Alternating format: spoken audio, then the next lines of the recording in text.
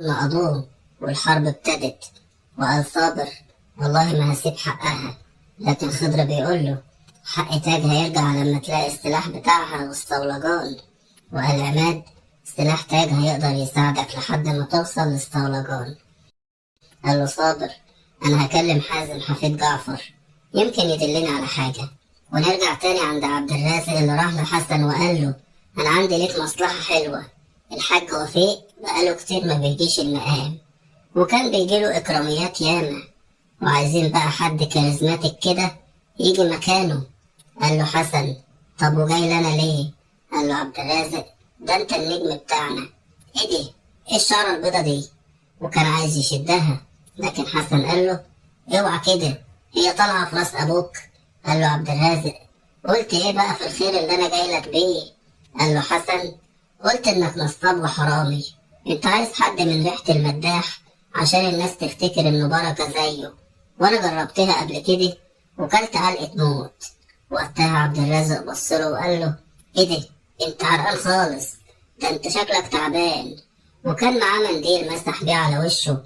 وكده فهمنا ان عبد الرازق رايح لحسن علشان ياخد حاجة من قطره لرحاب علشان تعمل له عمل. وعلى طول عبد الرازق بيقول: بالإذن يا نجومية. أما بقى السيد كامل قاعد مع صفوت وبيقول له: إيه الأخبار؟ قال له: إحنا ماشيين تمام، وأهم حاجة عندنا هدم الثوابت. لكن في ناس كده فاهمة، أوقات بتظهر وتقف قدامنا وتعطلنا. لكن سيد كامل بيقول له: سياسة القطيع دايما هي اللي بتكسب يا صفوت. يعني لو في واحد ماشي في الصحراء ومش عارف يروح يمين ولا شمال، وفجأة لقى ناس كتير بتتحرك للشمال، هيروح معاهم حتى لو كان اليمين هو الصح. وقتها صفوت بيقول له: بس الناس اللي بتقف ضدنا دي أفكارها قوية، مش مجرد بس أشخاص وخلاص. لكن السيد كامل بيقول: يبقى لازم الناس دي عيوبها تظهر قدام البشر. مفيش حد مفيش فيه عيوب، وقتها محدش هيسمع لهم تاني. وبعد كده بنشوف رحاب وعبد الرازق راح لها بالمنديل وقال لها: انا عارف انت ناوي على ايه، وانا العيلة دي بعزهم قوي ومحدش هينفع غيري. وادالها المنديل وفتحت له الباب ومشي. اما بقى صابر كان في المقام بالليل، وفي ايديه فاس، وبيضرب فيه ضربة ورا التانية ورا التالتة ورا العشرة، وهو بيكبر وبيقول الله أكبر لحد ما هده كله وخلاه على الأرض. وتاني يوم الصبح صفاء بتصحيه على صوت الناس وهم متجمعين قدام بيته وبينادوا وبيقولوا: انزل يا شيخ صابر. وبتقول له: هو انت عملت ايه يا ابني؟ قال لها: انا هديت المقام. قالت له: وليه تعمل كده دلوقتي؟ قال لها: عاملين لي مقام وانا عايش وسطيهم، ده شرك بالله. وما تقلقيش ياما، انا هنزل اتكلم معاهم. وكانوا طبعا بقيادة عبد الرازق والمعاتيه اللي معاه. ونزل وزايد قال له: بتهد المقام ليه يا شيخ صابر؟ وعبد الرازق بيقول: انت ليه تحرم الناس من البركة اللي كانت بتجيلهم من المقام؟ وقتها انفعل صابر وقال له: بركة ايه يا عبد الرازق؟ ما كل الناس عارفة انك بتستغل المقام ده علشان تاخد فلوس من الغلبان. فوق يا اهل البلد، واي حد دفع مليم لعبد الرازق ياخده منه. اتقوا ربنا، هو في حد عايش ما بينكم يتبني له مقام؟ ده كفر. اتوكلوا على الله يلا واستغفروه. ومشيوا الناس ورا عبد الرازق وهما بيقولوا له: عايزين فلوسنا. ودخل صابر بعد ما حل المشكلة. اما بقى مريم كانت قاعدة مع كارما وبتقول لها: انا هعمل اي حاجة علشان خاطر مصطفى، لو وصلت حتى اني اسيب الشغل اللي هو بيتضايق منه، بس لازم تكلمي انتي لانه ما عادش بيسمعني ولا بيكلمني. وقتها كارما قالت لها: هو برضه في الفترة الأخيرة ما عادش بيرضى يكلمني، معرفش ماله. لكن مريم بتقول: أنا عايزاكي بقى تتكلمي معاه وتعرفي هو بيكلم مين اليومين دول، أي حاجة بس تطمني عليه. قالت لها كارما: حاضر، هحاول معاه تاني. أما بقى صابر قاعد مع حازم اللي بيقول له: أنا جبتلك كل حاجة تخصك، كانت عند جدي. لكن صابر بيقول: ما كانش فيه سلاح. لكن حازم بيقول له: لا ما كانش فيه، بس السلاح ده لو كان مع جدي جعفر يبقى هو فعلا اللي صاب الجن قبل ما يقتله. قال له صابر: السلاح ده يخص الجن العلوي. وقتها حازم ضحك وقال له لو حد حكالي الحكاية دي عمري ما كنت أصدقها. وقال له هو أنت يا صابر مؤمن بنظرية المؤامرة؟ قال له صابر أي حد مؤمن بالله لازم يؤمن بالمؤامرة دي، لأن من وقت عصيان إبليس أقسم إنه يغوي بني آدم، ما هي دي مؤامرة علينا. وبالليل بقى بنروح عند عليا اللي داخل الأوضة على هيثم اللي لسه قاعد في سريره وما بينطقش، وبتقول له أمك كانت عايزة تعمل لك كمادات، أصلها بتقول إنك سخن خايفة عليك لا تموت. طب وماله، ما كلنا هنموت، حفيدي مات وأخوك مات وأنت كمان لازم تموت. وقامت مسكته من رقبته وخنقته، وفي وقتها بتدخل أمه جري ومعاها عبد الباسط وعزت وحشوها عنه، لكنها قالت أنا كنت بديله الدواء. وقال لها عزت أقسم بالله لولا ابنك لكنت دفنتك حية. وقف عبد الباسط مستغرب وقال لها انت عملتي كل ده ازاي ياما؟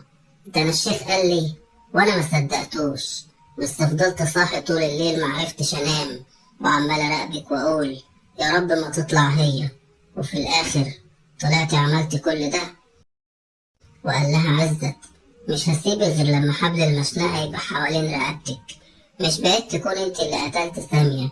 لكنها قالت له لا، ده اختك دي كانت شيطانة وقتلت حفيدي بدم بارد وقتلت ابنك بكيفها، وانا كنت عايزة اخد بطار حفيدي بس، مش معنى انا اللي حفيدي يموت انتوا كمان لازم تدوقوا نفس النار اللي انا شربتها.